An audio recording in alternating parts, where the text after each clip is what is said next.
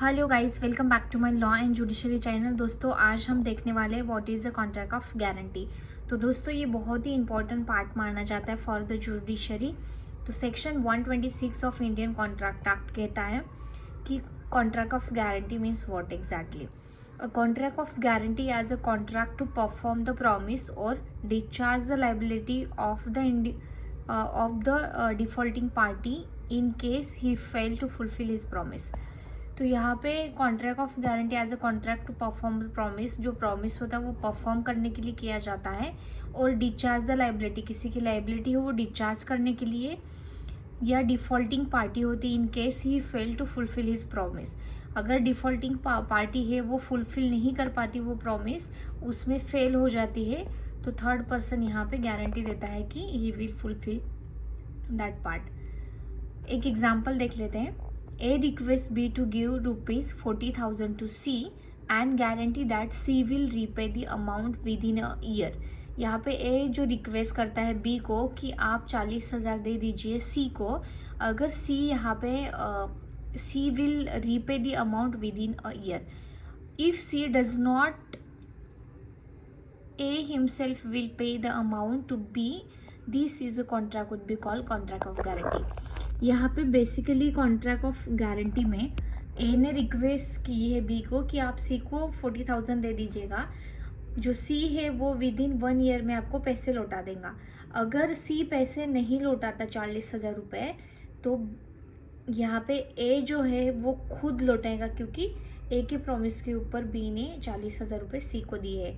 तो यहाँ पे ए, बी और C involve between contract of guarantee माना जाता है। तो दोस्तों, देख लेते हैं ए, बी और सी का वहाँ पे नेचर ऑफ कॉन्ट्रैक्ट क्या था।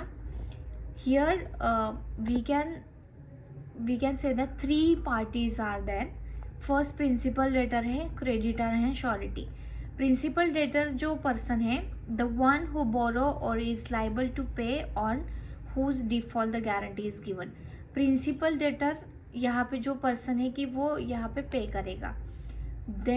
फर्स्ट लाइबिलिटी होती है प्रिंसिपल डेटर, जो पैसे लेता है सामने वाले, who is borrowed that amount from the other party. Creditor जो होता है वो पैसे प्रोवाइड करता है।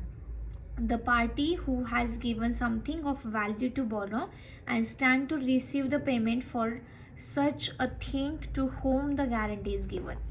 जिसको गारंटी दी जाती है वो है क्रेडिटर है, कि क्रेडिटर को बोला जाता है कि आप, क्रेडिटर जो होता है वो पैसे देता है प्रिंसिपल डेटर को। श्योरिटी और guarantor third person, the person who gives the guarantee to pay in case of default of the principal debtor. तो यहाँ पे अगर प्रिंसिपल डेटर है वो अगर फुलफिल नहीं कर पाता उसका डेप्थ, तो on behalf of principal debtor जो भी गारंटी देता है वो पर्सन यहाँ पे श्योरिटी माना जाता है। तो इस एग्जाम्पल में फिर से देख लेते हैं। ए जो है वो यहाँ पे गारंटर है, बी जो है यहाँ पे क्रेडिटर है, और प्रिंसिपल डेटर जिसने 40,000 रुपये लिए थे वो सी है। तो ये एग्जाम्पल से रिलेट कर सकते हैं कि what is the contract of guarantee. तो दोस्तों, कॉन्ट्रैक्ट ऑफ गारंटी में बहुत सारे एग्जाम्पल्स हैं, बट उसके इसेंशियल्स एक बार देख लेते हैं। इसेंशियल 126 में दिए गए हैं, essential for contract of guarantee. तो दोस्तों, there must be made with a guarantee for all 3 of parties. तीनों के बीच में कॉन्ट्रैक्ट, 3 कॉन्ट्रैक्ट होते हैं यहाँ पे, तो तीनों के बीच में कॉन्ट्रैक्ट होने बहुत जरूरी है। Then consideration party is important. Then liability, assume the existence of a डेप्थ। डेप्थ जो है वो एग्जिस्टेंस में है, इसे एज्यूम किया जाता है। Must contain all the essential of a valid contract. Valid contract में जो भी इसेंशियल्स पार्ट है वो सारे रिक्वायर है for the contract of guarantee. No concealment of a fact. यहाँ पे कॉन्ट्रैक्ट ऑफ गारंटी जब देते हैं तब आपको श्योरिटी को सारी चीज़ें बतानी होती है। कोई भी आप कंसीलमेंट मतलब कुछ भी छुपा नहीं सकते। फॉर अ फैक्ट मतलब उस केस का जो भी रिलेटेड फैक्ट्स है वो आपको बतानी होगी। No misrepresentation. जब भी गारंटर गारंटी लेगा या कॉन्ट्रैक्ट ऑफ गारंटी में किसी भी चीज़ का मिस रिप्रेजेंटेशन यहाँ पे अलाउड नहीं होता। Contract of guarantee can be oral और रिटन, नॉट इम्प्लाइड। कॉन्ट्रैक्ट जो है ओरल भी हो सकता है, रिटन भी हो सकता है, बट इम्प्लाइड नहीं होता।